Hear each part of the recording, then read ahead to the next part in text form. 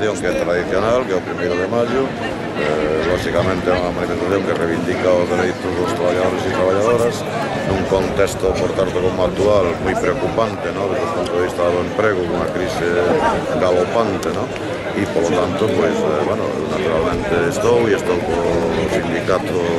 nacionalista que é a TIGA, como sempre o fixen ao longo da miña vida, e xa digo, nun momento en que sí que hai que plantexarse moitas cuestións, entre elas a saída a unha crise provocada por un modelo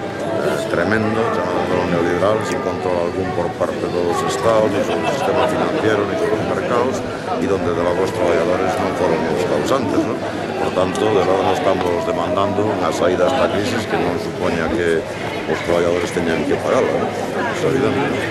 ¿Cómo van a hacer las formaciones? Vamos a ver, creo que é público e notorio que desde Alternativa pola Unidade pues seguimos tendo mantendida. Nos creemos que o Bloque Nacionalista Galego ten que acabar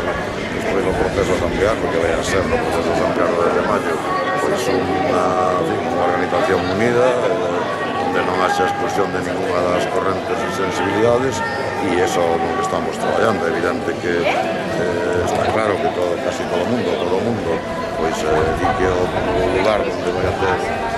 que facerse esa unidade vai a ter esa asamblea, e a nós traballaremos aí tamén para que se